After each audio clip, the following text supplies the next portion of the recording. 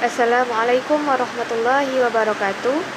Alhamdulillahirabbil alamin wassalatu wassalamu ala asyrafil anbiya'i wal mursalin wa ala alihi washabbihi rasulillahi ajmain.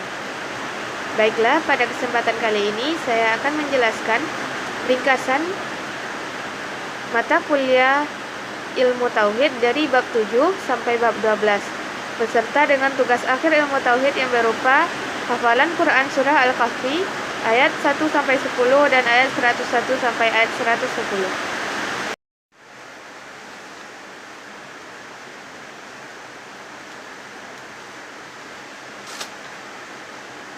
Penjelasan bab 7, realisasi syahadatain. Yang pertama, pengertian syahadat. Pengertian syahadatain. Kata syahadatain berasal dari kata syahadat, yang artinya telah bersaksi. Syahadatain sendiri berarti dua syahadat atau dua kesaksian. Syahadatain juga sering disebut dengan kalimat tauhid. Kalimat ini terdiri dari dua kalimat, yaitu asyhadu an la ilaha illallah wa asyhadu anna muhammadar rasulullah, yang artinya aku bersaksi tiada Tuhan selain Allah dan Nabi Muhammad utusan Allah. Realisasi syahadatain. Yang pertama, kita harus mengetahui terlebih dahulu apa itu realisasi. Realisasi dalam Kamus Besar Bahasa Indonesia berarti perwujudan atau pelaksanaan. Mungkin kita bisa lebih mudah memahaminya dengan kata penerapan atau implementasi. Dalam merealisasikan syahadatain, terdapat dua tingkatan. Yang pertama tingkatan wajib, yang kedua tingkatan mustahab. Untuk tingkatan wajib ini, kita wajib melakukan 3 hal. Yang pertama, meninggalkan segala bentuk kesyirikan. Yang kedua, meninggalkan segala bentuk bid'ah. Yang ketiga, meninggalkan segala bentuk kemaksiatan. Sedangkan untuk tingkatan mustahab, yaitu tingkatan di mana orang-orang berlomba untuk mencapai tingkat yang terbaik, yaitu tingkatan di mana tidak ada ketergantungan sedikit pun kepada selain dari Allah. Langkah-langkah dalam merealisasikan syahadatain. Yang pertama, ilmu. Seseorang tidak akan bisa merealisasikan syahadatain tanpa mengetahui apa itu syahadatain dan apa tujuannya dari syahadatain tersebut. Jadi ia harus mempelajari dan memahaminya terlebih dahulu. Yang kedua, meyakini bahwa segala sesuatu yang datang dari Allah dan Nabi merupakan sesuatu yang benar. Karena ini ada pernyataan ini atau keyakinan akan kebenaran tentang segala sesuatu tentang Allah dan Nabi-Nya merupakan inti dari syahadatain tersebut. Yang ketiga, melaksanakan perintah Allah dan Nabi-Nya serta meninggalkan segala larangannya. Balasan bagi orang-orang yang merealisasikan syahadatain. Dalam sebuah hadis sahih riwayat Bukhari dan Muslim dari Ibnu Abbas, Rasulullah Shallallahu Alaihi Wasallam menceritakan bahwa terdapat 70.000 golongannya yang masuk surga tanpa hisab. Setelah menyampaikan hadis tersebut, Rasulullah pun masuk ke dalam rumahnya. Para sahabat yang mendengarnya bertanya-tanya, siapakah orang-orang yang termasuk ke dalam 70.000 golongan orang-orang tersebut? Setelah Nabi Muhammad SAW keluar, teman-temannya pun bertanya, sahabat-sahabatnya pun bertanya, siapa orang-orang yang termasuk orang-orang yang 70.000 orang yang masuk surga tanpa hisab tersebut?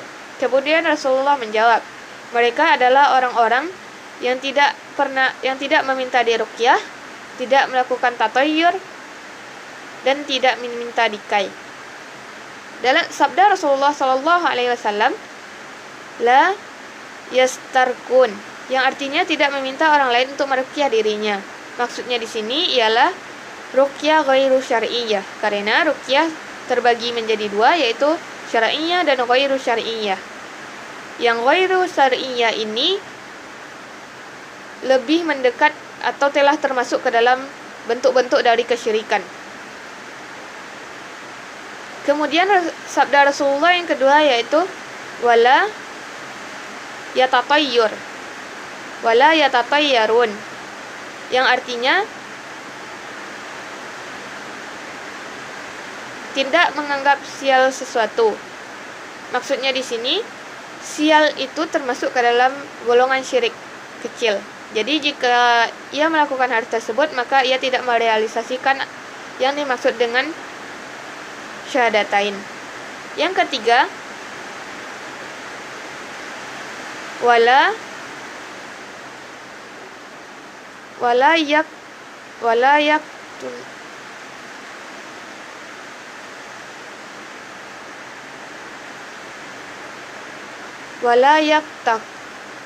yaktakun, yang artinya tidak meminta dikai. Maksud dikai di sini ialah mengobati luka dengan meletakkan besi panas di atas luka tersebut agar darahnya tidak mengalir lagi.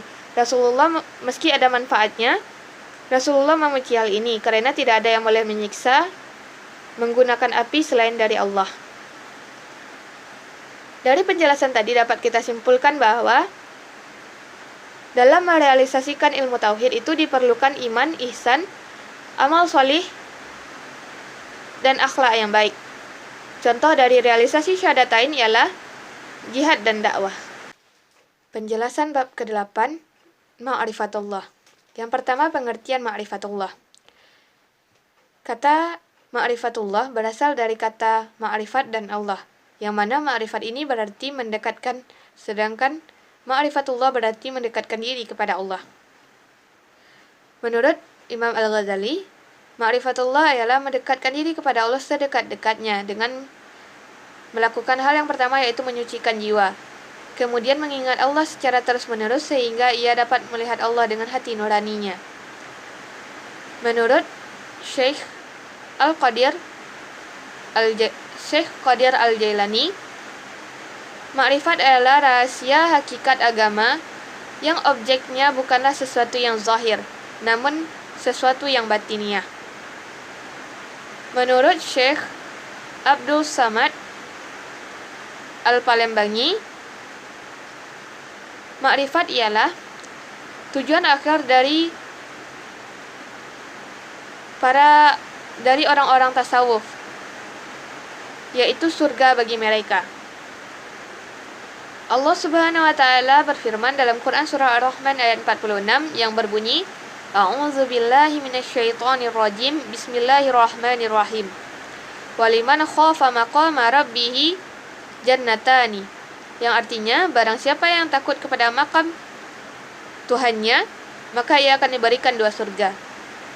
Ulama tafsir menafsirkan kata 2 surga ini dengan surga dunia dan surga akhirat, yang mana surga dunia ini yang dimaksud ialah ma'rifat. Ciri-ciri orang-orang yang bermakrifat.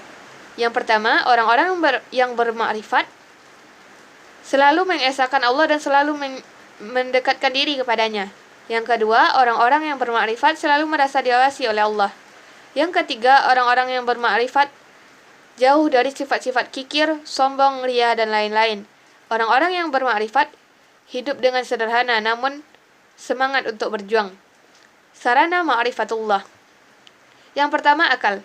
Allah menciptakan langit dan bumi dan alam semesta agar manusia dapat mengambil ilmu di sana. Sehingga di sini akal sangat dibutuhkan. Yang kedua, para rasul.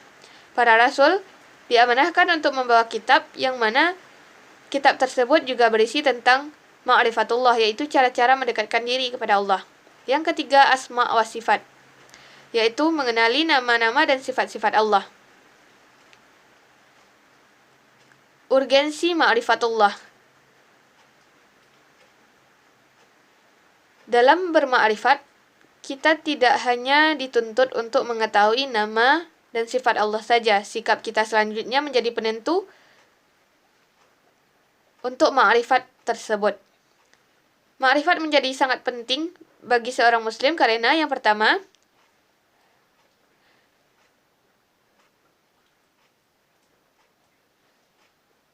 makrifat mempelajari tentang bagaimana cara mendekatkan diri kepada pencipta alam semesta. Yang kedua,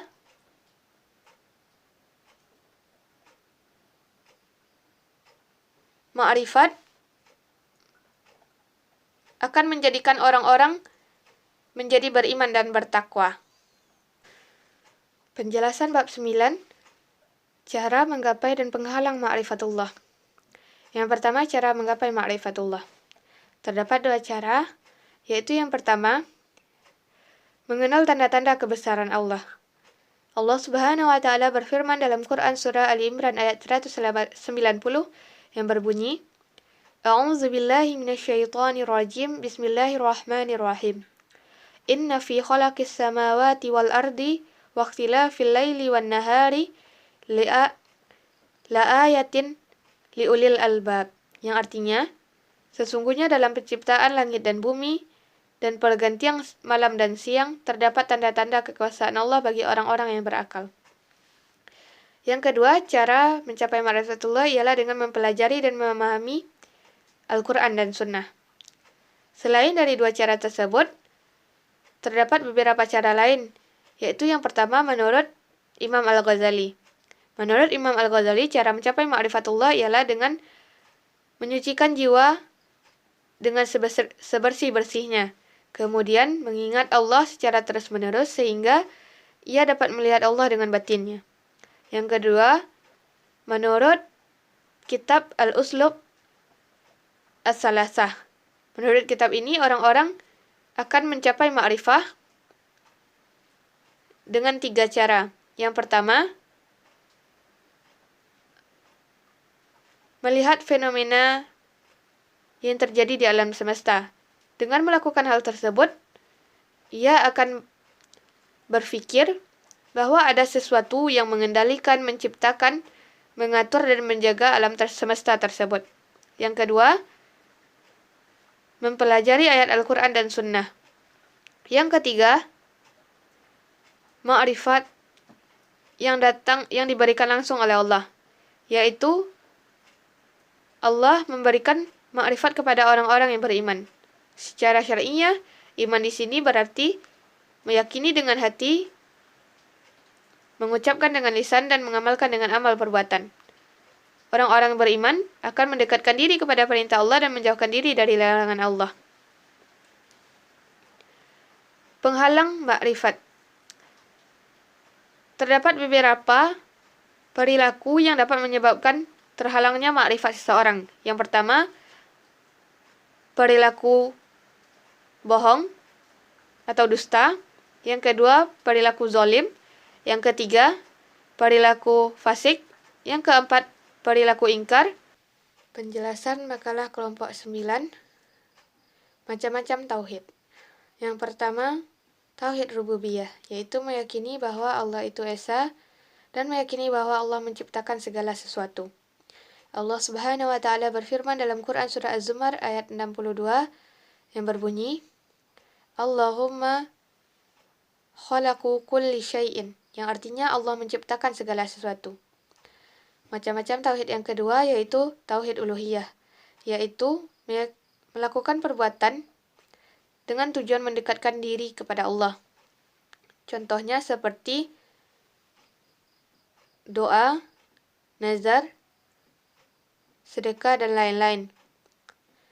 Tauhid jenis ini merupakan tauhid yang merupakan jenis tauhid sebagai tujuan diutusnya para rasul. Sebagaimana Allah Subhanahu wa Ta'ala berfirman dalam Quran surah An-Nahl ayat 36 yang berbunyi, A'udzu billahi minasyaitonir rajim. Bismillahirrahmanirrahim. Walaqad ba'atsna fi kulli ummatin rasulan an i'budullaha wa yajtanibut taghut. Yang artinya, sesungguhnya Allah telah mengutus para rasul untuk setiap umat untuk mengesahkan Allah dan untuk menyerukan agar hanya menyembah Allah dan menjauhkan diri dari taghut. Yang ketiga, tauhid asma wa sifat, yaitu meyakini atau beriman kepada nama-nama dan sifat-sifat Allah. Selain dari tiga macam tauhid di atas, para ulama juga membagi tauhid menjadi dua macam. Yang pertama, tauhid al-khabari, yaitu tauhid, yaitu meyakini keesaan Allah dengan apa yang telah Ia beritakan di Al-Quran dan Sunnah. Yang kedua, tauhid al-iradi, yaitu tauhid meyakini melakukan semua perintah Allah dan menjauhkan diri dari segala larangannya.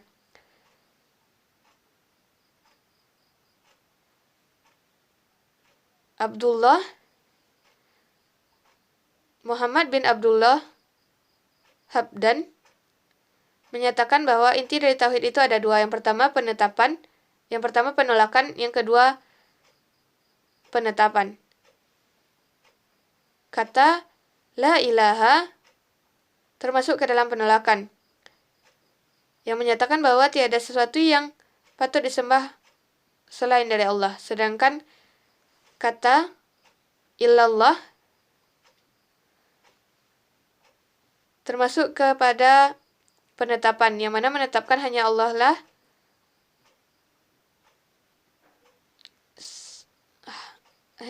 lah yang patut untuk disembah. Penjelasan makalah kelompok 11, syirik dan bahayanya. Yang pertama, pengertian syirik. Syirik merupakan lawan kata dari tauhid. Syirik berarti menyekutukan, sedangkan tauhid berarti mengesahkan. Secara istilah, syirik diartikan sebagai menyekutukan Allah dengan yang lain. Syirik termasuk dosa besar, sebagaimana Allah berfirman dalam Quran surah An-Nisa ayat 48 yang berbunyi, A'udzubillahi minasyaitonirrajim, Bismillahirrahmanirrahim. Innallaha la yaghfiru ayyushrika bihi wa yushriku wa yaghfiru ma duna zalika liman yasha. Wa man yusyrik billahi faqad iftara isman aziman. Yang artinya, sesungguhnya Allah tidak mengampuni dosa syirik dan mengampuni dosa selain itu. Barang siapa yang menyekutukan Allah, maka ia telah melakukan dosa yang besar. Syirik terbagi dua. Yang pertama syirik besar dan yang kedua syirik kecil. Yang pertama syirik besar. Syirik besar dapat berbentuk syirik besar, yaitu syirik yang tidak diampuni oleh Allah. Syirik ini terbagi menjadi dua. Yang pertama syirik jali, yaitu syirik yang nampak nyata. Contohnya seperti menyembah berhala, menyembah hewan-hewan, dan lain-lain. Yang kedua syirik khafi atau tersembunyi. Contohnya seperti meminta doa kepada orang yang meninggal. Yang kedua syirik asgar, yaitu syirik kecil. Contoh dari syirik asgar ini yaitu seperti ramalan, dukun, sifat riya, mantra, jimat, dan lain-lain. Sedangkan bahaya dari syirik itu sendiri juga terbagi dua berdasarkan macam-macam syirik tersebut. Yang pertama, bahaya syirik besar atau syirik akbar. Orang yang melakukan syirik akan mendapatkan dosa yang besar, dan ia telah melakukan kezaliman yang besar. Orang yang melakukan syirik besar, jika ia meninggal dalam kondisi syirik, maka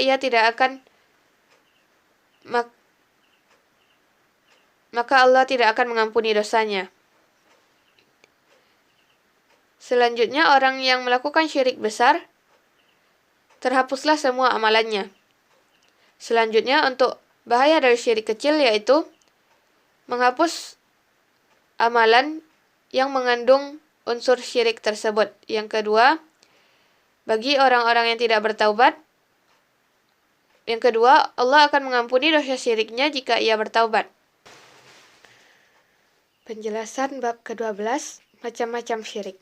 Yang pertama, macam-macam syirik berdasarkan kualitas. Yang pertama, syirik besar, yaitu perbuatan syirik yang tampak jelas dari segi perbuatan atau hal lainnya. Syirik ini terbagi 4. Yang pertama yaitu syirik doa.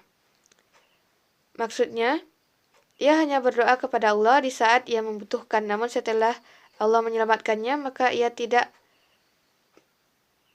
berdoa lagi kepada Allah atau malah menyekutukan Allah dengan yang lainnya lagi. Allah berfirman dalam sebuah firman Allah yang artinya, maka tatkala mereka naik ke kapal, mereka berdoa kepada Allah dengan ketaatannya. Namun setelah Allah menyelamatkan mereka sampai ke darat, maka mereka kembali menyekutukan Allah. Yang kedua, syirik kecintaan, yaitu menyamakan cinta kepada Allah dengan sesuatu yang lain. Yang ketiga, syirik ketaatan, yaitu menaati selain dari Allah. Yang kedua, syirik kecil. Syirik kecil yaitu syirik dalam bentuk tersirat. Contoh macam-macam dari syirik ini ada dua, yaitu yang pertama syirik yang nyata atau zahir. Contohnya seperti bersumpah kepada selain dari Allah. Yang kedua syirik khafi atau tersembunyi. Contohnya seperti riya, yaitu melakukan ibadah untuk mengharapkan pujian dari orang lain. Sedangkan secara kuantitas syirik terbagi menjadi tiga. Yang pertama syirik uluhiyah, yaitu menyekutukan Allah sebagai pencipta alam semesta. Yang kedua syirik rububiyah, yaitu menyekutukan Allah sebagai pemelihara dan pengatur alam semesta. Yang ketiga syirik ubudiyah, yaitu menyekutukan Allah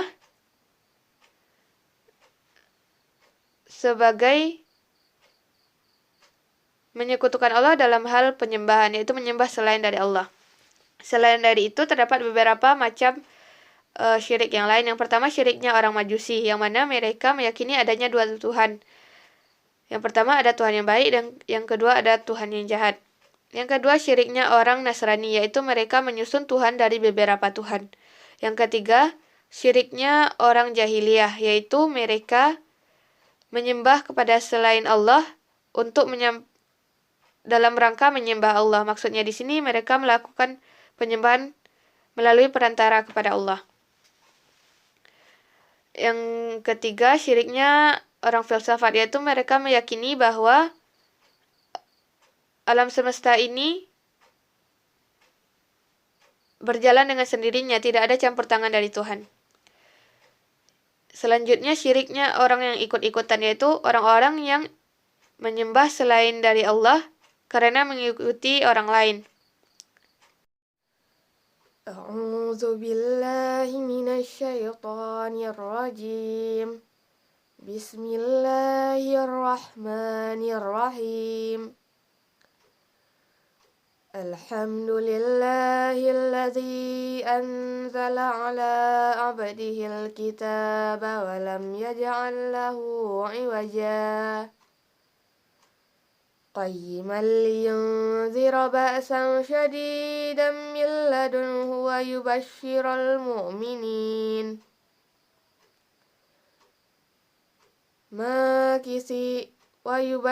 المؤمنين الذين يعملون الصالحات أن لهم أجرا حسنا ماكثين فيه أبدا وينذر الذين قالوا اتخذ الله ولدا ما لهم به من علم ولا لآبائهم كبرت كلمة تخرج من أفواههم إن يقولون إلا كذبا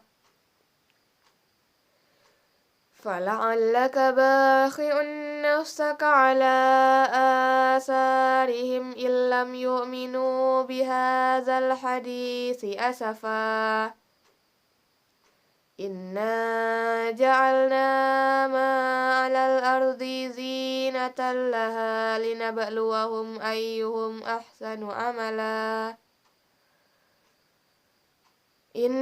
وإنما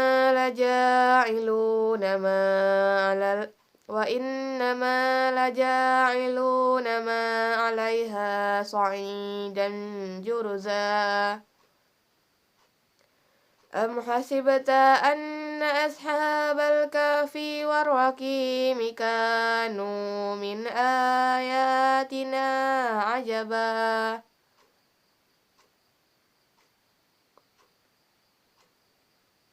إذ أوى الفتية إلى الكهف فقالوا ربنا آتنا من لدنك رحمة وهيئ لنا من أمرنا رشدا بسم الله الرحمن الرحيم الذين كانت أعينهم في غطاء عن ذكري وكانوا لا يستطيعون سمعا أفحسب الذين كفروا أن يتخذوا عبادي من دوني أولياء إنا أعتدنا جهنم للكافرين نزلا قل هل ننبئكم بالأخسرين أعمالا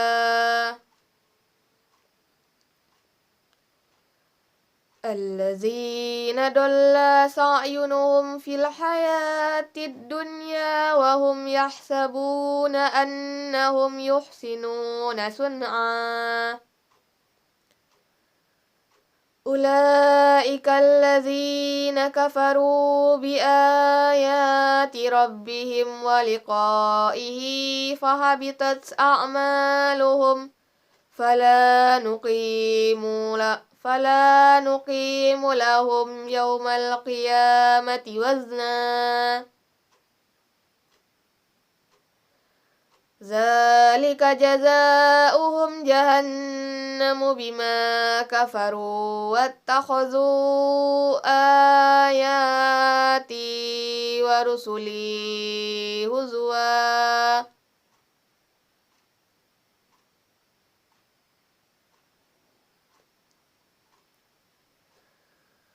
إن الذين آمنوا وعملوا الصالحات كانت لهم جنات الفردوس نزلا خالدين فيها لا يبغون عنها حولا خالدين فيها لا يبغون عنها حولا قل لو كان البحر مدادا لكلمات ربي لنفد البحر قل لو كان البحر كلمات ربي لنفد البحر قبل أن تنفد كلمات ربي ولو جئنا بمثله مددا قل